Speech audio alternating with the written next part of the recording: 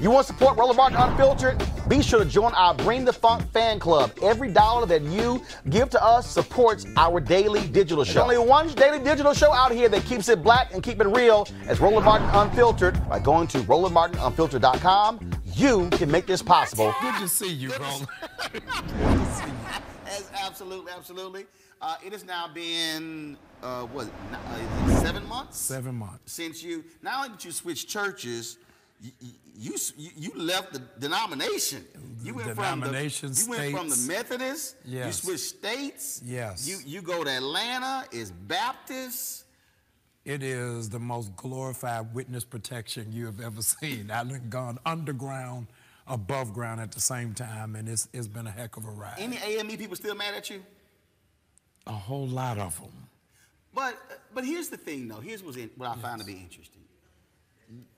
And I've always said this, because when people say, how did you go from the Catholic Church, and then you left to join a Baptist church, and then you went to this non-denominational, and I said, well, first of all, I said, when I read Scripture, I said, disciples went from town to town to town. That's right. I said, and also, we are at different stations in our lives. Right. And so there are some churches that I went to at the right time. Right. But then when I grew out of that, I could not stay there for that level of teaching because I'd already gone here. Right. So it's like going from high school to get your undergrad, to get your master's and your PhD. Absolutely. I think many of us, we are locked in to say, oh, I can't leave, when, no, if you're listening, God is like, no, I need you to go.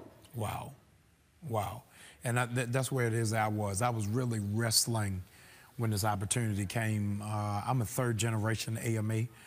My father was presiding bishop at an AME church. My grandfather was a bishop in the AME church. And my greatest weight was, what was Dad gonna say? So I went to my father and said, man, this opportunity is here. What do you think about it? He said, God didn't call you to a denomination, he called you to a people. So if that's where God is calling you, I'm with you. But I think people have the same problem. Yeah. Because what happens is, and I've had to counsel people on this. They literally said, Roland, how did you leave this church? I said, I grew. Right. I said, I don't believe that we are designed to be at one place for our entire lives. I believe, Maya Angelou, I think she was on Oprah when she said, I'm not a Christian. Because if I am a Christian, that means I've done everything I'm supposed to do. She said, I'm trying to get to get to that point. Wow. And I think in the learning process, and I went through this, again, you talk about the same thing. The Catholic Church I was born and raised in, the meeting to found it was in my grandparents' living room. Wow. Wow. So when I left the Catholic Church, my entire family was Catholic. The meeting was in the living room. My grandmother and grandfather joined with other families and walked door to door in our community, because then what happened was you had to actually have 50 families, not members, families agreed to open a Catholic church. I don't know. So that was the hardest decision, to leave what was my entire life for 25 years. Amazing.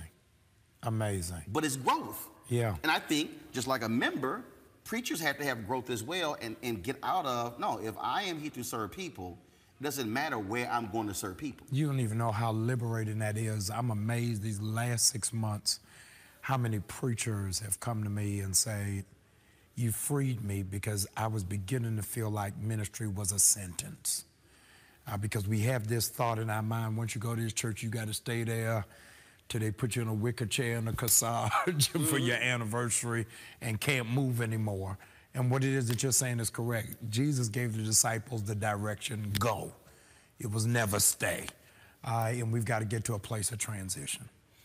Now, when you also talk about making that shift, you also walked into a dire situation. Yes. Bishop Eddie L. Long went through trials and tribulations. Yes. This massive ministry on television, international, numbers just whittled down to a very small number. And so this wasn't just you moving. You went from being the founder of a church to walking into a fiery pit, if you will. Yes.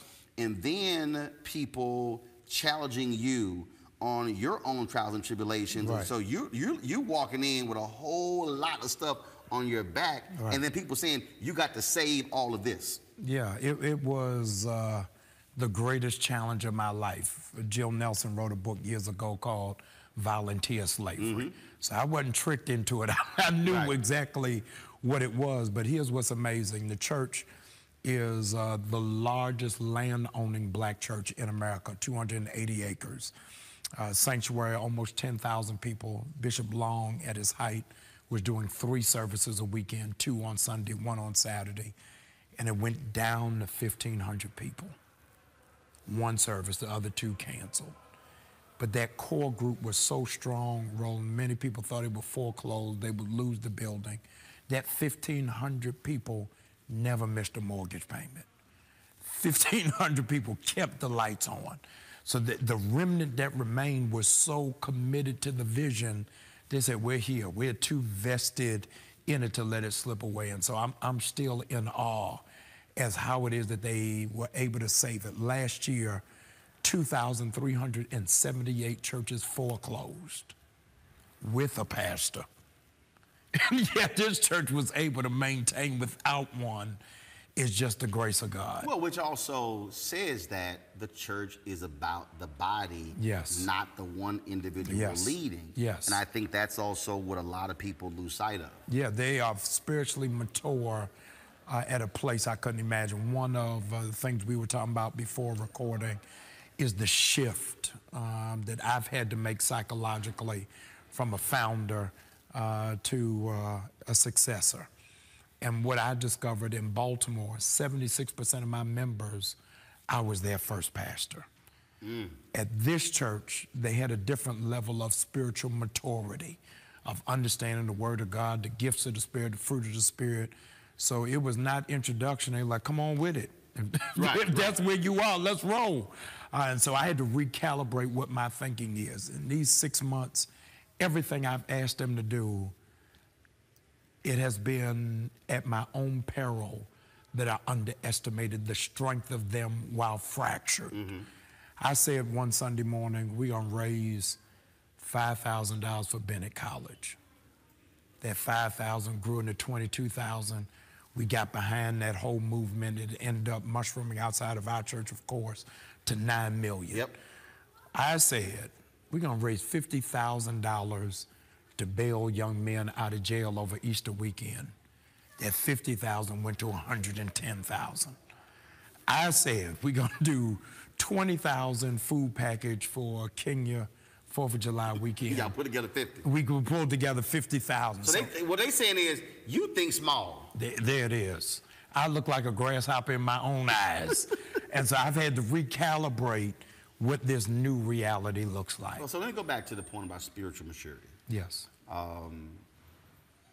I remember having a conversation with Pastor Ralph West, and we were discussing a church I was looking at. And when I told him that this preacher was a very strong preacher, but he didn't do his Bible study, West said, oh, that's the worst thing in the world. He said, the preacher that outsources his Bible study will not have a spiritually mature congregation. Wow. He said, because wow. He said, the spiritual maturity of the congregation means that you have taught them giving, which is what you're just talking about. Right. He said, so I don't have to stand there and beg and spend 15 minutes on offering. He wow. said, because they're spiritually mature. When I go to First Baptist Glen Arden, literally their offering part is sort of like, all right, it's time to offer. Boom. Right. There's not a lot of time spent on that, right. because the teaching and the training has resulted in a people who say, no, we know what we're supposed to do. Right. And as versus you're up there killing yourself, yes. trying to sweat, hoop, right. sing, dance, and hop to get them excited. Right. That also, I think that's also important, because the congregation is telling you, we need you, your preaching now has to go to another level, because we've been taught, we operating at PhD level. Absolutely. It has stretched me at a capacity We're like, oh, no, you ain't singing no jingle. I need you to give us the full verse. Now, it ain't no phrases. Come on with it. Right. You went to Duke for a reason. We need to know what it is. My wife, of course, Reverend Dr. Jackie Hood Martin, it is so funny because we'll be sitting there, and she knows I take copious notes.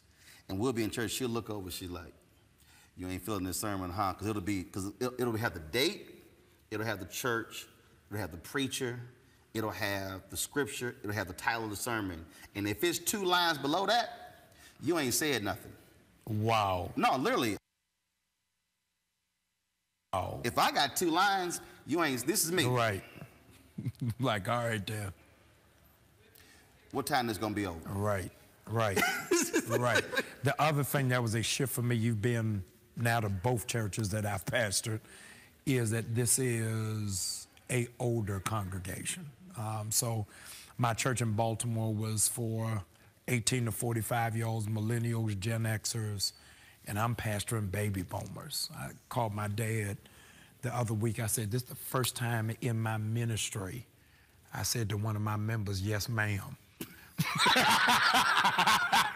It's the first time I've had to say yes, sir, to somebody I'm supposed to be over. And so just what that shift is and what that represents is it ain't, you know, the back of Jet magazine just preaching the titles of the top 20 songs. Right.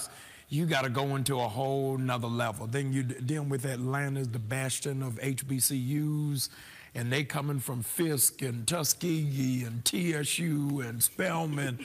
Like, all right, now, come on, give us a little something beyond 2 Chainz. You're going to use all of that Duke, Morehouse, and all the extra reading. That's right. It's like, no, you can't just come with it. Right, you sitting there trying to mention 2 Chainz. They like, when he gonna get the Charles Spurgeon? There it is. When he gonna get the Dietrich Bonhoeffer? There it is. Yes, I'm like, okay, say it for the people in the back.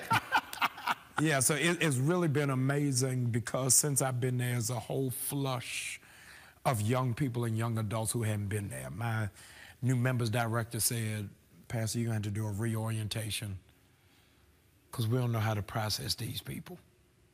You know, we have processed people with church experience. There you go.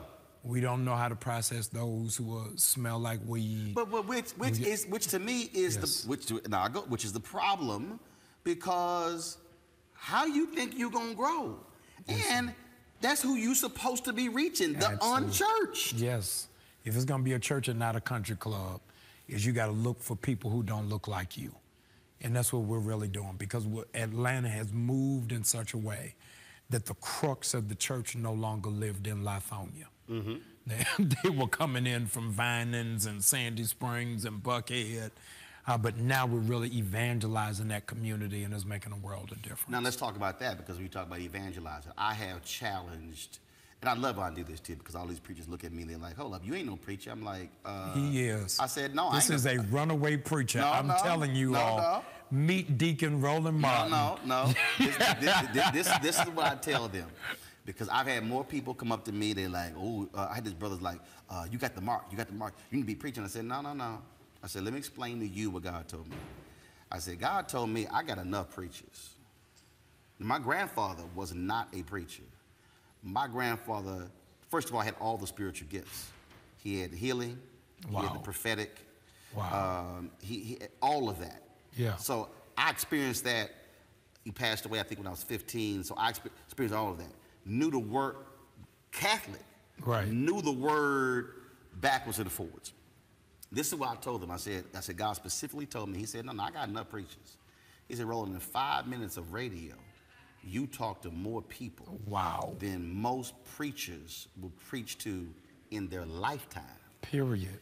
He said, so I need you where you are. You in the 1%. So when I'm on television, when I'm on radio, when I'm on social media, and I'm talking about issues of faith, and I'm speaking to those, I'm bringing all of that, I am reaching folks that a pastor would be jealous of, and trying to get them to understand, because I didn't realize this. Somebody reminded me, somebody said, Roland, you the one who turned Jamal on the Periscope. It was something like that. Somebody told me. Yeah. And let me, just so y'all understand how I roll with technology. Yes. So he gets to Atlanta. That's right. That's right. Just let y'all know, he gets to Atlanta. And I'm sitting here, I'm online, and I'm looking at the New Birth Periscope feed. No, that ain't the Periscope feed. I'm looking at their Facebook page. Right. And I hop over the YouTube channel. Nothing's on there. Nothing's on their Periscope feed. Nothing's on his feed. I said, yo, you know you got more people who follow you on Periscope, Facebook, and YouTube than the church does. I said, you need to go get this program, which will send y'all stream to all 6 platforms. So now it's not just New Birth, it's also going to yours as well. Now, y'all, he in the pulpit. Yes. Because I'm watching. Right. I said, these numbers are too low. He did. So for New Birth, we owe this man. He has turned around our media department. And before he is wise enough to ask for, we owe him a check. But I'm just gonna say thank you. They had some graphics. I was like, these some tired graphics. You need to go to this company. Because again, for me, I understand technology. Yeah, yeah, you do. And technology is so critical and valuable, and a lot of ministers, because they are not using technology. The reality is, if you are not technologically savvy, your church is going to be extinct in the next 5 years. It's the reality. When I was there that Sunday, when I visited, I was in town June 23rd or so. You like, look, y'all watching? Cash App?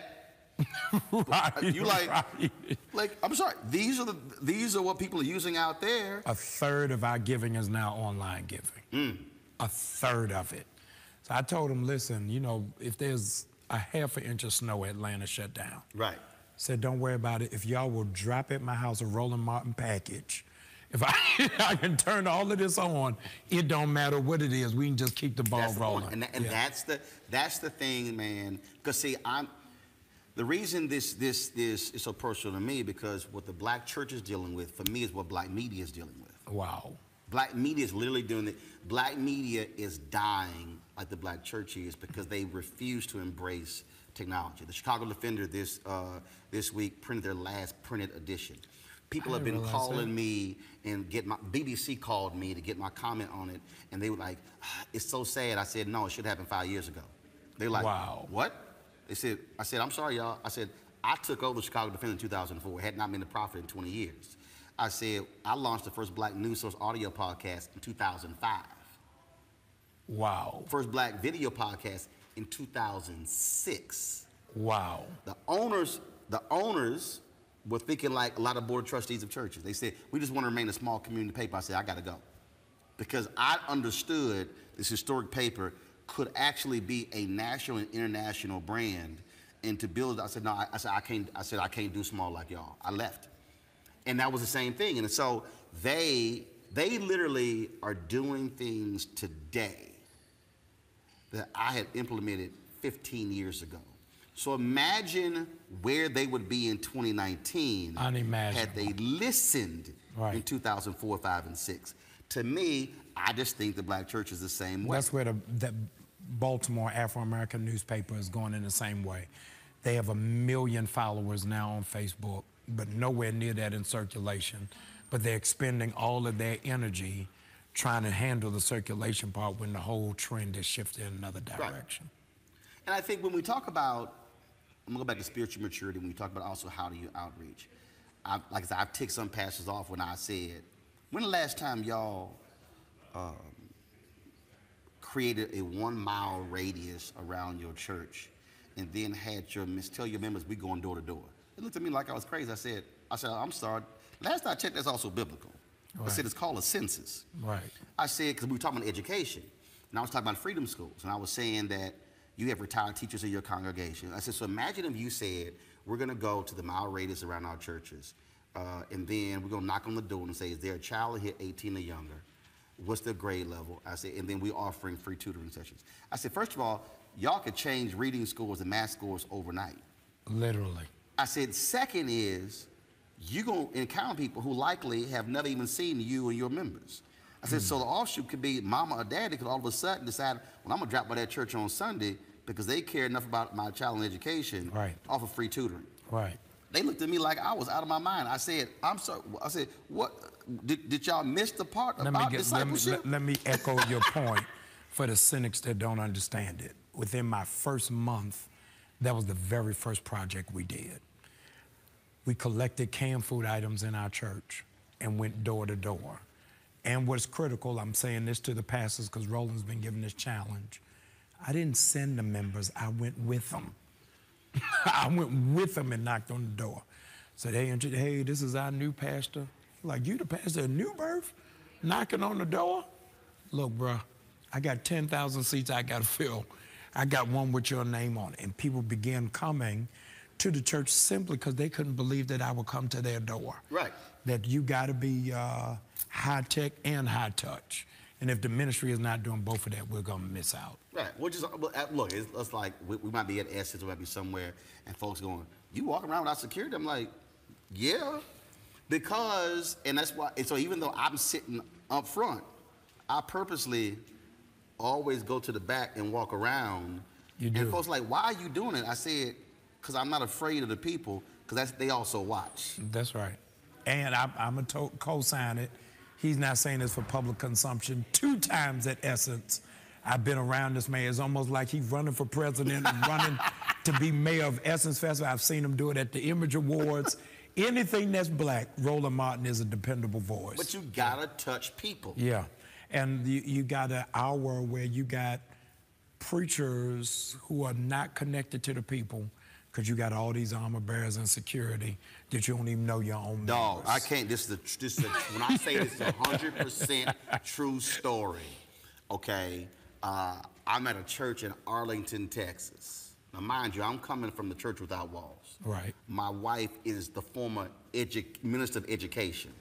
She was like member 700. Right. And was left when they had 20,000 members, and she trained them all. Got it. We go to this church. They tout they one of the fastest growing churches in America, all this sort of stuff. And I'm sitting there, and I'm kind of like, all right, you know, nice size room. I ain't say sanctuary. I got it. Nice size room. And so we then say, hey, all right, we want to meet with the pastor. They said, we're going to schedule a meeting with the elders. I said, I'm sorry. I can call my pastor at home or on a cell phone. I said, no disrespect. I'm not meeting with the elders. I'm joining because I want to meet with him and her. So one time we were leaving, and they were in a room, so I stepped into the room, and literally, if you're her, she had an armor bearer who was like doing this here. No way. And I'm talking, I'm like, why don't she move? Like, why is she? And I'm sitting there like, finally, I'm kind of like, and my wife was watching it like, and lost their mind. And literally, she is standing in between us, and I'm like, did she think I'm going to attack this woman? Suffice to say, we ain't joined that church. Clearly. And of course, it was all God too, because see, that pastor then went to prison because he was a assaulted women there. But it would, but by discernment also picked. It was all this, and this is what I said. I said they were trying to be mega. They were trying to create this facade, right? As opposed to just focus on the word and the members. Yes. And so they created all this distance, and I just sat there and said, I will never, like for instance, I cannot join a church if there's no opportunity to even shake the pastor's hand. Wow. Because, now granted, you got multiple services, I get folks busy, but to me, if you go back into your cubby hole and you never ever even speak to your people, I use the example all the time. The woman with the blood problem would have never been able to get healed if she couldn't touch Jesus' hem. Right. If he was untouchable. Right. And that sets a performance culture. That you coming out on the stage. Right. To do your thing, and then you going back in the green room. No, that you're not doing ministry. Like singers and comedians, everybody else. Absolutely. Yeah. And that's one of the things that I do every Sunday. I'm tired and drained, but my logic was I had 3 services in Baltimore. I only have 1 at New Birth. Right. So I can't shake these. I don't have no evening service. So it's going to take me an hour to do it. I'm going to sit out there. Create the time. Yes. And also, that's relationship. That's right. That's what it is. Yeah. Last thing, last question. How do you deal with people who want to continue, and this is going to help somebody who's dealing, how do you deal with people who want to continue to imprison you from your past mistakes and totally ignore who you are today? Amazing revelation God gave me several years ago because I was wrestling with it. I'll tell you this, I'm in the process. Because you know the interview that we did for that Amazing Grace special, yes. People are still, I get the emails, they still see it online. Oh, yeah. And I see all the comments. Oh, yeah. Roland, going to New Birth, moving from Baltimore to Atlanta, much bigger media market, as you very well know. I was doing everything to get the stuff from my past scrubbed off the internet. Say, man, I survived the Baltimore Sun. I can't deal with this in the Atlanta Journal-Constitution. I tried 2 different firms. Both firms, as soon as I initiated contract, the firms collapsed. I'm like, wow. Lord, what? Really? I was like, Lord, you got to do something. And the Lord said to me, man, I elevated Joseph to be Secretary of Agriculture. And he never got his name exonerated from Potiphar's wife. Nowhere did he ever get his name cleared, but still got elevated. And God says, I need to see, will you trust me to bless you with a bad name? And that's really been the thing that has sustained me, is that the grace of God doesn't erase your mistakes. It blesses you in spite of your mistakes. And so I've been able to stand and navigate, not as if it didn't happen, but I am where it is that I am, quite frankly, because of what happened. And transparently, had I not gone through the moral failures and the ethical crisis, I wouldn't have been prepared for where I am. So because of what I went through, Morehouse didn't get me ready for this. Didn't get me ready for this. But going through my own cycles of life helped me to prepare for where it is that I am now. All right. Thank you, sir. Love you. Man. You look good, sir. Even if you're a captain. Even though. Thank you. Absolutely. All right, folks, back to our Roland Martin Unfiltered video in just one moment. All right, so Luxe Jazz is the experience of a lifetime delivering top-notch music in an upscale destination. This weekend-long event is held at the Omnia Day Club Los Cobos, which is nestled on the Sea of Cortez and the celebrity playground of Los Cobos, Mexico.